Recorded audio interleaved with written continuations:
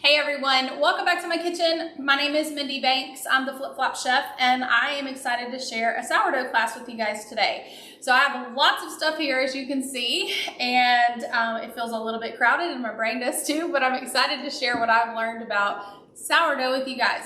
The first thing that I want to share is that I really believe sourdough can be easy. If you've joined any groups on social media that have to do with sourdough, then you probably feel really overwhelmed and feel really confused. And I've had a few moments like that too.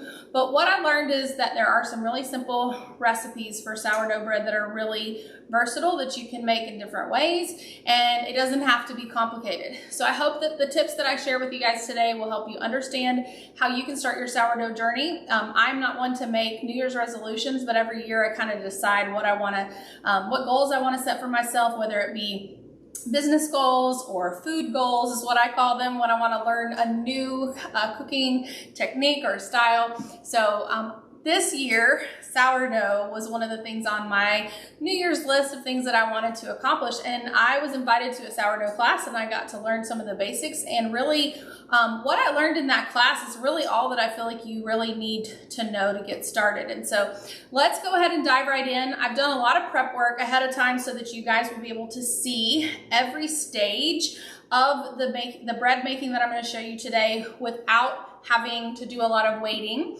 And so I had to time all of this just right for you guys, but I'm excited to share this easy sourdough recipe with you, and I'll make sure that it's in my recipe community and it'll also be on my website at theflipflopchef.com. So if you're not part of the recipe community, make sure you go there.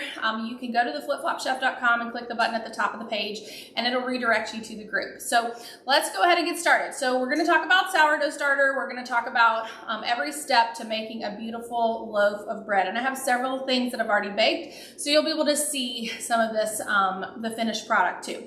So first of all, we're going to talk about mixing the first step of our sourdough bread. The recipe that I'm going to share with you is really foolproof. I haven't had a single loaf not turn out good, and I've probably made 20 or more at this point. I've bought more bread flour in the last month and a half than I have ever bought in my entire life combined, but it has been worth it. We are addicted to sourdough bread now here, and I know you will be too. So first, let's talk about a starter. So my recommendation is that you find a friend that can share a starter with you. You want a mature starter so that you have recipes that turn out great every single time. There are recipes online for how you can create your own starter, and of course you can follow those instructions. I did not do that because I really wanted to start with a mature starter. So make sure you find a friend who can share a little bit of their starter with you, and then you'll be off to the right track. But if you want to make your own, by all means, you can find recipes to do that online. But today, I'm going to be talking about using a starter that was already established and mature, and that was given to me. And so if you didn't know this, I certainly didn't know this, but apparently it's normal to name your sourdough starter. And so I put a lot of thought into what I was going to name my sourdough starter, because I only name my kids and my pets. That's all I name around here. So it was a little bit foreign to me, but I decided I'm going to do that. And so when I was growing up, my Aunt Nita, she made the most amazing sourdough bread. And I always loved when she came to visit and she shared that with us. And so I decided that I was going to name my starter Aunt Nita, like need some bread. So if you're kneading your bread. So my starter's name is Aunt Nita, just like my Aunt Nita. And so I can't wait to hear what you name your starter, but that's what mine is named. So let's go ahead and get started. We are going to use Aunt Nita in this recipe. So I'm going to use my classic batter bowl. I typically use the glass mixing bowl set or the plastic mixing bowl set from Pampered Chef. We are going to be discontinuing the glass mixing bowl set. So depending on when you watch this video, you may or may not be able to get some of the glass bowls that I'm going to show you, but the classic batter bowl it's a classic, so you can certainly use it. We're going to start off by adding 2 teaspoons of salt into the bowl, and then you're going to add in your water, and I like to mix those together. I'm going to show you some tools along the way. Of course, if it's a Pampered Chef product, you can purchase that on my website. If it is not a Pampered Chef product, it likely came from Amazon, and I will link my Amazon storefront so that you can check out those items as well. This is just one of our measuring spoons that I used for measuring out the salt. Now, I recommend using about 1.5 cups of water. The original recipe was a little bit less, and I found that I do need just a tad bit more. So I'm going to show you, this is an insulated pitcher, and depending on when you're watching this, it may or may not be available yet. It's coming March 1st, 2024, so if you're watching after that, you should be able to get this. But this is an insulated pitcher, and it is designed like our insulated bowls. And so I put some hot water in here maybe 1.5 hours ago, and it is still nice and hot. This is not like, you don't need to check the temperature of the bread for your sourdough like you would a typical yeast bread, because the sourdough is sort of replacing the yeast. So you just need warm water. So I have a water filter in my pantry, and I use that. So I put mostly hot water, and then I add just a little bit of room temp water so that it's not hot, but it's not cold. And so it's nice and warm. So I'm going to just measure out 1.5 cups of water here, and I can feel the heat off of this. So it might be a little hotter than I normally am used to using, but that's okay. And I didn't have to take the lid off, by the way. I was just going to show you that. But it has this really cool little button, and you can just pour. I'll show you. You just pour out here. I don't want to pour too much because I already have enough in my container, but I love this because it closes back, and that's how you're going to retain the heat in your pitcher. It will actually keep drinks hot or cold for 6 hours. So it's kind of like a Yeti, but it's a pitcher, and so you can put a lot more in there. So we're going to dissolve the water in here, and then we're going to add our flour. Now, one of the tools that I like to use is this dough whisk. I did buy this on Amazon, and it came as a set with a lame tool, which I will show you guys how to use that in just a few minutes. But we're going to whisk this together first, just to get that salt incorporated. Now, this starter that I am using right now, it has been fed. So if you don't know what that means, I've taken this starter, this jar, I took it out of the fridge this morning. I let it come to room temperature, but some people say you can skip that step, and I have skipped it before, and I've had great results. So you can do it either way, but I do let it come to room temperature most every time.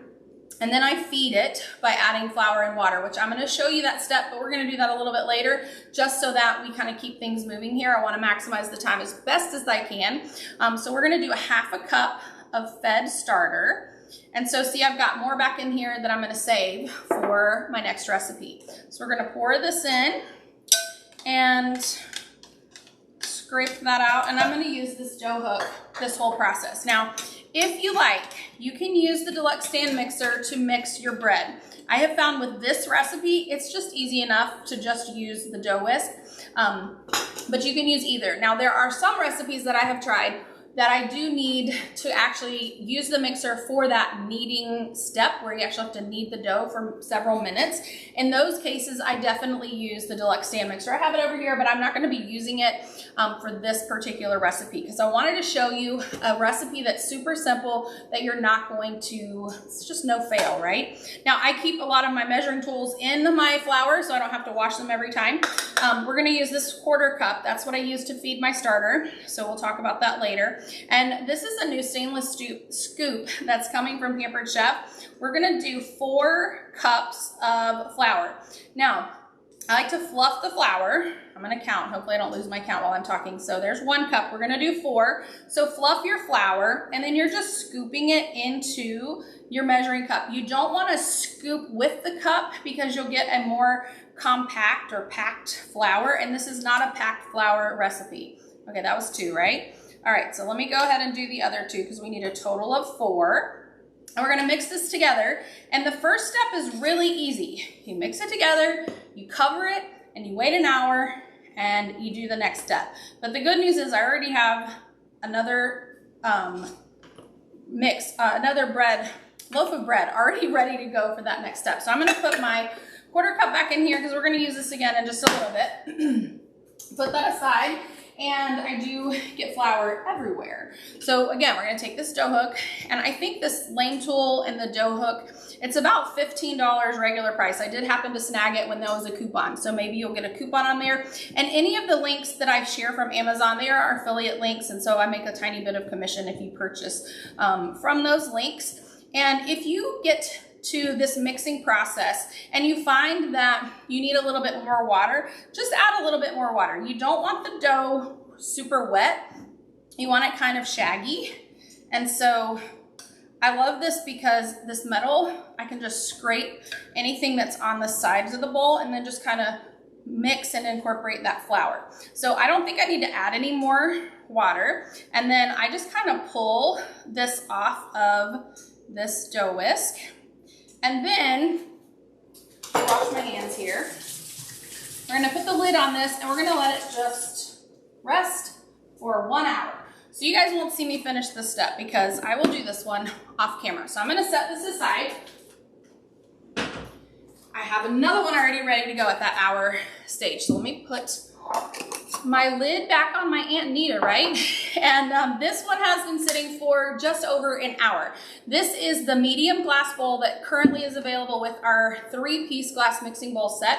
And this is one of the silicone lids that fits on these bowls. So currently, at the time of recording, we sell a glass mixing bowl set and a set of 3 silicone lids. I love them. I ordered some extra because I want to make sure I have them to make multiple loaves at a time. These also fit our plastic mixing bowl set, which I have in the fridge with some other bread. So this is what it looks like after an hour. I'm going to take my bowl scraper and I'm going to just sort of pull this away from the bowl. And you can do this a couple of ways. I'm going to put a little bit of flour on this mat, and I'll show you this full mat when I have when I get some of this stuff off of it. But it's a silicone pastry mat, and I'm going to just slide some of these things over. I need a little bit wider area to work with here. But this is a silicone pastry mat. It doesn't slip and slide around. I'm going to just spread this flour. And when you're spreading the flour, you're also getting your hands nice and dusted, and that's gonna help with this next step. So we're pulling this from the bowl, and the recipe will tell you to fold, like hug and fold. These are some of the terms that you're gonna hear used. So I'm gonna get my hands nice and patted with flour. And so you're gonna stretch the dough and then you're gonna fold it. So I do this 4 times. So you're gonna stretch it and then you're going to fold it. And then I like to turn it and then stretch it. So I'm doing opposite directions, right? Fold it again, and then I turn it this way. If you don't want to turn the dough, just turn your hands. But for me, I feel like it's easier to do that. So I'm gonna just stretch it. I think that was 3. So I do a total of 4. So, and then 1 more. Now, this step takes the longest. So after you're done with those 4 folds, so stretch and fold, you're gonna kind of pull this into a ball, real tight ball. So see how I'm just pulling it under on the bottom? Just pull it and pull it tight. And then this is gonna go in the fridge, or excuse me, scratch that. This step sits on the counter. I just put it right back into the same bowl, and it's gonna sit on the counter for 6 to 12 hours. So let me tell you how I plan to do my bread. Let me get all this off of my hands real quick. So my bread making schedule, it just seems to be easiest to do most of the waiting while I'm sleeping. So in the afternoon, I take my Aunt Nita starter right out of the fridge. I let it come to room temperature. I feed it. Remember, we're gonna talk about feeding this in just a few minutes. I feed it and I let it sit on the counter for 3 to 4 hours so that it has time to bubble. When it's nice and bubbly, then you know it's a happy starter. So that's another term that people talk about when they talk about a happy starter. So you want your starter to grow, you want it to bubble, and then it's ready to go. Then I do the first step, wait an hour. Then I'm gonna do this stretching and folding, and then we're gonna let this rest. So what I'm gonna do is I'm gonna take this lid. I much prefer using these silicone lids over saran wrap. I actually hate saran wrap, and I've used a lot more of it in the last month and a half than I think I have in my whole life combined, just like the bread flour. But sometimes you do need saran wrap, and use it when you need it. So the next step, so we're gonna fast forward. I've gone to bed now, I've slept all night. This needs to rest for 6 to 12 hours. So I wish I could say I get 12 hours of sleep, but that never happens. And so I usually get 6 or 7 hours. And so the good news is there's a range. None of this has to be like on the dot, except you wanna make sure you're more careful in the oven with the cooking times. But these resting and waiting times, they can be flexible. So this is gonna go aside for 6 to 12 hours on your countertop at room temperature. I'm gonna set this one aside. So now I've got the first step and the second step. Let me grab the third. So this is our large plastic mixing bowl with the large silicone lid, and I love these, so I definitely recommend those. We're gonna set that aside, and this is what the dough looks like after it has sat on the, well, I take that back. After it sits on the counter, it's a little bit poofy. You're gonna do that same thing. So the only thing I'm not showing you that I did is after that 6 to 12 hours waiting, I do another pull. I pull it from the bowl, and I just pull it back into a tighter ball. And then at that point, you can decide, do you wanna put this in the refrigerator for an hour before, or at least an hour before baking it? Or do you wanna bake it right away? I have done both ways, and I prefer to refrigerate it. You can refrigerate it for 1 hour up to 2 days. So if you want to do several of these at a time, but you don't want to bake them all at the same time, then you're going to start it at least 1 hour and keep it in there until up to 2 days until you're ready to use it. So I actually can't remember when I did this. I think I did this last night. So this one was from last night. So I put it in the fridge this morning, and so it's been in the fridge for, I don't know, 6 or 7 hours now. So what I want to do next is I want to take it from the bowl, and I'm going to score it before I bake it. And I will tell you, the reason that I like to, I'm going to fold this because I don't want to get flour all over this. The reason I like to refrigerate it is the scoring step is so much easier when the dough is cold. So if you skip the refrigeration step, then your dough is going to be a little bit harder to score. And scoring really just helps hold the dough's shape. And so if you don't score it, then it's going to break at the weakest point anyways. And so this way we're kind of creating the pretty breaks in the bread so that it holds its shape and it stays really pretty. You can do simple scoring, or you can get really intricate. There are so many ideas. I'm going to use this parchment paper. I love this. I've used the kind where you tear off, but this is 12 inches by 16 inches. These are pre-cut, and I get these also in Amazon. So that'll be on my Amazon storefront. You'll be able to find that.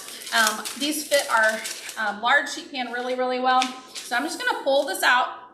And what I'm going to do here, you can do a couple things. So you can flour your hands.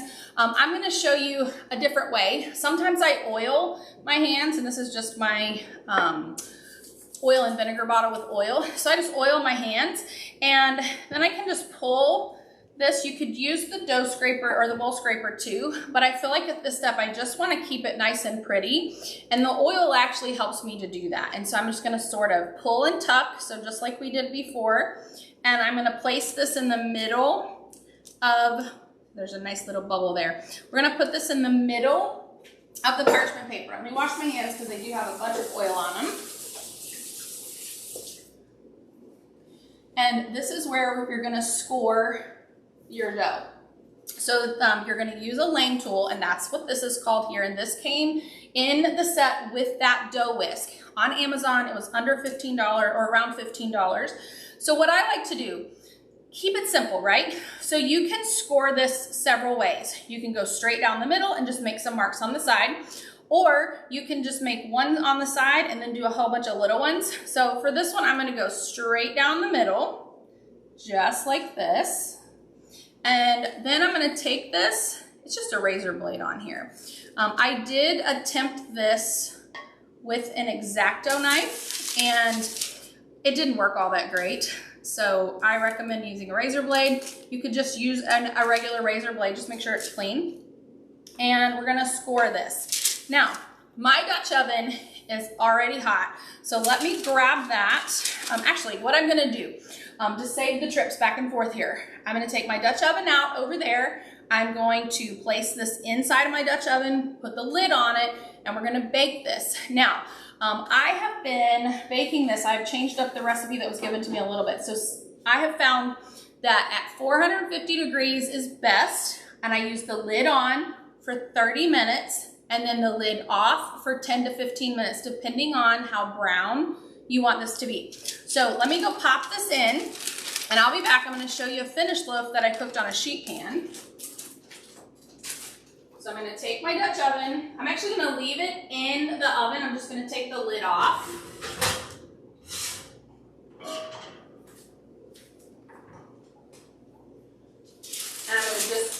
place this inside. I hate being this far away from the camera. Hopefully you guys are following still. Okay.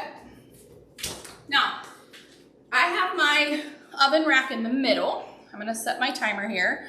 And I love Pampered Chef's timer because it actually has 4 different timers. So if you're timing like that 1 hour, so you could do that on there. I'm gonna do 30 minutes. So I'm just gonna press this up to 30 minutes since this was, whoops, I did too far. Since this was cold, it takes 30 minutes. If it was not refrigerated, then start, okay, go. Sorry, it says go and I forget that every time. If it's not cold, then the scoring will be a little bit difficult, but you can still score it and put it in there. It just may not turn out as pretty. And then it takes less time. So you could do about 20 to 25 minutes if you don't refrigerate it. I had to retrain my brain there because I almost always refrigerate it. Now, this is a completely finished baked loaf. Now the difference in this and what I'm doing right now is I baked this on this sheet pan. I did put it on a piece of parchment paper, and you'll notice that it didn't keep that real pretty round shape. So I have this little bulging piece right here. It's gonna taste just the same.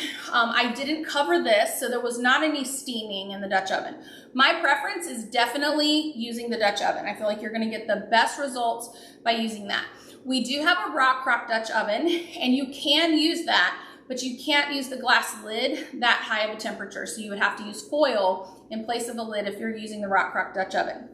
You can also use this in muffin pans. Or excuse me, not muffin pans, which you could make some of this in muffin pans, but that's not what I'm trying to tell you about right now. You could do this in a loaf pan. So I have made this recipe that I'm talking about right now in this metal pan.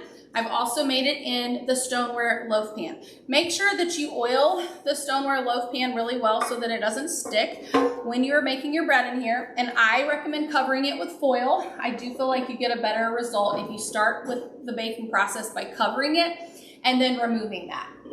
Now, this is our mini deep covered baker. You could make a loaf here in this, and you can reheat this, and you can use the lid and everything just like we would a regular Dutch oven. And we also have a regular size deep covered baker that you could make this in. I don't have the newer deep covered baker, so I didn't even get that out to show you. I didn't want there to be any confusion, but we have a larger version just like this.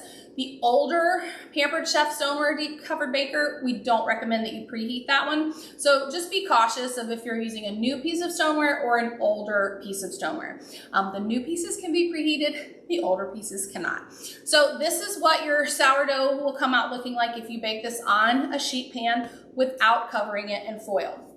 Now let me set this aside, and I'm gonna show you how we're gonna go backwards, and we're gonna talk about feeding your starter. I had to label all these so I know which one was fed, which one was not, and all that good stuff.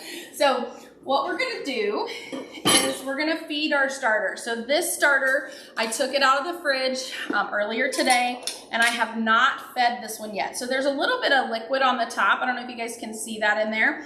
You can just stir that and reincorporate that into your starter. If you're not using your starter, you want to feed it at least once a week. That's the advice that I have been given. I have heard from some people that they don't feed it that often, but if you're making bread once a week, then you're going to be able to make sure that you are feeding it often enough, because you want to feed it before you make this bread recipe. Not all recipes need a fed starter, and we're going to talk about that in just a second.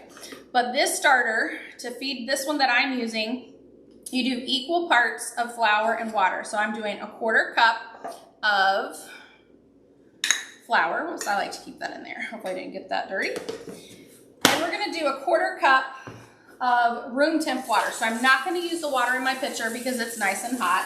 So I'm just gonna use water out of my sink.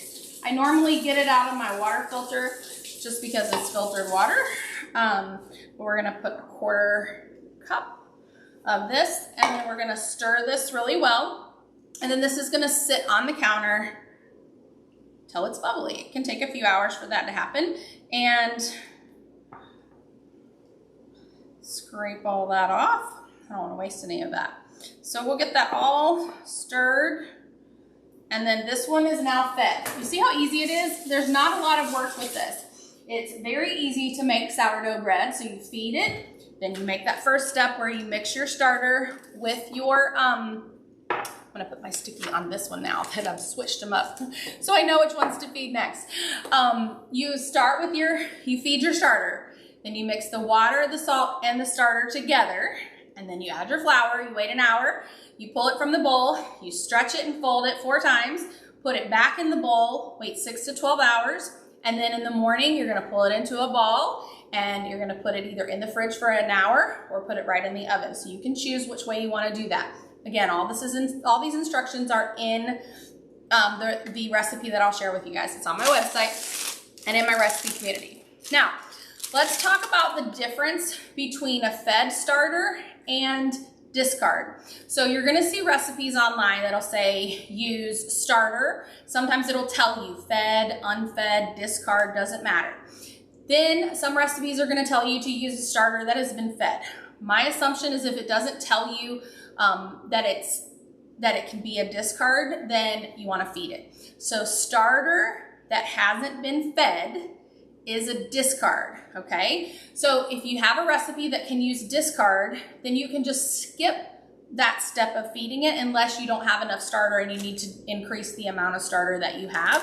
So this recipe is super easy and it is amazing. This is a chocolate bread, and this chocolate bread is, I'm telling you, my friend Cheryl shared this with me, and I think it's my favorite just like a flavored bread. This is cookie butter from Trader Joe's. You can get the speculoos brand, but this is better. Trader Joe's cookie butter is just better. So I recommend that you use that. So for this, what you're gonna do, and I'm actually gonna slice this one because it has had time to cool. So you definitely want a good bread knife when you are starting your sourdough journey. Let's see if I can get this out without, I told you I have too much stuff here. I need a bigger counter. I need a bigger island. A wider island. I have the space, it's just not configured properly. So we're gonna take this parchment paper out. I left it on here so you can see I baked it right here in this parchment paper. This used an unfed starter, so that's discard, all right? But it also used a packet of fast rising or instant yeast. So this recipe is a little bit different because it has starter and yeast, so you can do different things. I'm gonna just cut this and show you guys this beautiful chocolate bread. Oh my gosh, it is so good. So you know what I will be eating after this video is a piece of chocolate bread with some cookie butter on it because I can't have that in my house and not eat it. So, all right, let me tell you a couple of the other things. So we've covered every step of the bread.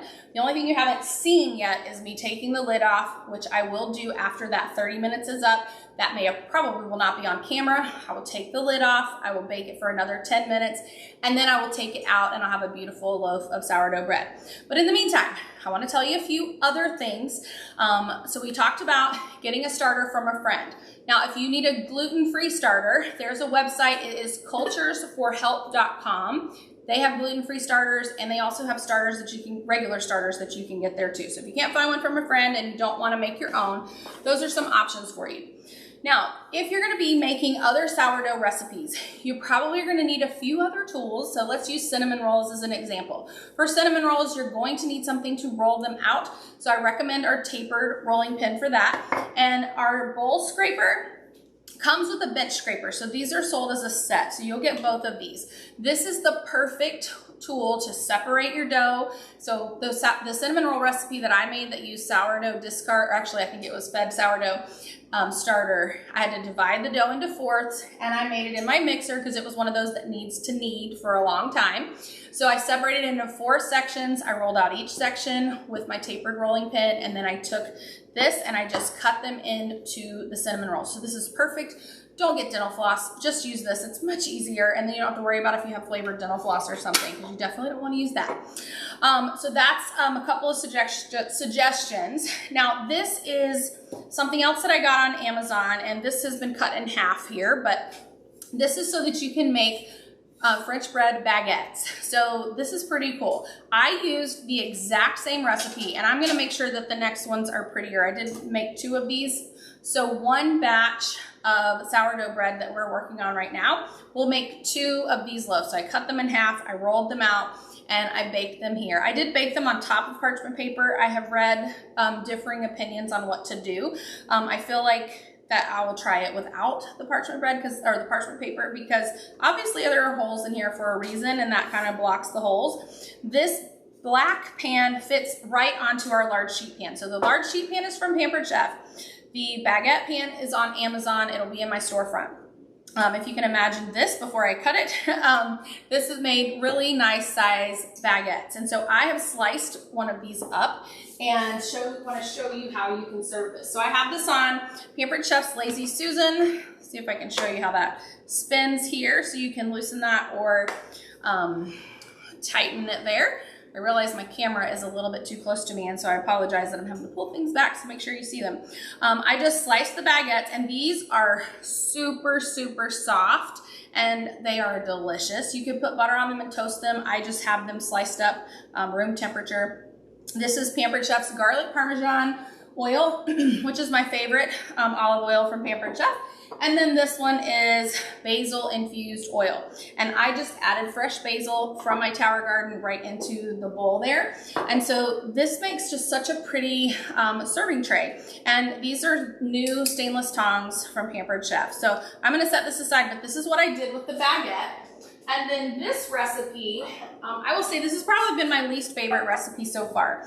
It's good when it's right out of the oven, but it doesn't seem to stay fresh. And so I've got 5 different flavors of jelly here. And I'll tell you about the bread and the jellies. All these jellies I made in Pampered Chef's Deluxe Cooking Blender. So we have 5 different choices to go on this bread. So this bread here is like a honey, I think it was a honey wheat is what it was called. And it has oats on it, which I love. It tastes really, really good right out of the oven, but I don't feel like it is something that's good like long afterwards. And so I've got some fun, delicious jelly. So this is a raspberry jelly. This is a pineapple orange jelly. And if you've never seen how to make jelly in Pampered Chef's Deluxe Cooking Blender, you've got to check it out. I have a video on my channel. This is strawberry, orange marmalade, and a blueberry. I think it's blueberries. Blueberry or blackberry. I can't remember which one I made now. But this is a great way to serve slices of this honey wheat bread. And so got several different options for you guys there. And I love serving these in the 1-cup prep bowls because they do come with these lids. Now, if you guys have any questions about anything that I've shared with you so far, I know this is just like totally sourdough basics. It's not anything extravagant. I want you guys to realize that you can make sourdough and it can be simple. It doesn't have to be time consuming. It doesn't have to be complicated. You just need to know what a few things mean when you're reading recipes. So a sourdough discard is just sourdough starter that hasn't been fed. And then recipes that call for a sourdough starter. If it doesn't tell you to feed it, my suggestion is to feed it. Have it nice and bubbly, happy before you use it. I recommend using a Dutch oven for your breads. I do want to show you one more thing I have in the fridge. This is another loaf that I have ready to bake, and I'm not going to bake this one right now, but this one I added in some seasonings. So you can see this, well, maybe you can see, this smells really, really good. It's got a little bit of flavor added to it. I added a cap full of rosemary herb seasoning. So I just opened this cap, poured it in, and I added this when I was adding the flour. So before I mixed the flour in, I dumped the flour in on top of the water, salt, sourdough mixture, and I dumped these dry seasonings on there, and then I mixed it up, and everything else has been done exactly the same. And I just have this in the fridge waiting until I'm ready to bake that. So let me see, a couple of other things. Some recipes you're gonna want to have a scale. A lot of sourdough bread recipes are going to give you the instructions in grams rather than cups and teaspoons. And so the chocolate sourdough bread that I made, you use a scale. So this is Pampered Chef scale. So I wanna show you guys how to use this. So we'll pretend for a minute, since I don't have any more bowls here, we're gonna pretend this is a mixing bowl. You turn your scale on, and then you're gonna set your mixing bowl bowl on the scale, and there's a button that says tare, which is also the power button. What tearing does is it actually resets the scale to 0. So for this chocolate sourdough discard loaf recipe, you need 450 grams of bread flour. So then you're gonna take your flour, now that the scale says 0, I know you can't see that, you're gonna add your flour until it says 400 grams. What I do is I take the bowl off at that point, and that's the bowl that everything else goes in. And then I use 2 smaller bowls, and I tare after every ingredient. And so this one has sourdough discard, it has water, it has sugar, cocoa powder, chocolate chips, salt, and instant yeast. And so you just continue to measure and dump into the big bowl. Some people are fine to just leave everything right there in one bowl and tare it after each time. But I like to do each individual ingredient so that if I mess up somewhere, I haven't messed up the whole recipe. So hopefully that makes sense. So I recommend Pampered Chef scale, and this one has ounces, pounds, and grams. So you can decide what measurement you're measuring in, and it makes it really, really easy. So lets me look around. I told you about the cookie butter. I have 14 minutes left on this loaf of bread. So what I'm gonna do is I'm gonna go off camera. I'm gonna wait for 15 minutes, and then I'm gonna take the lid off. I'm gonna put it back in for 10 more minutes. I'm gonna completely finish that, and then I'll come back and I'll show you what that loaf of bread looks like so you can see the finished product, since the one that I had earlier was baked on a sheet pan. And if you guys have any questions about anything, please let me know. I'm always happy to answer those in the comments. Don't forget to go to my recipe community, theflipflopchef.com, and I'll be back in a few minutes, so stay tuned.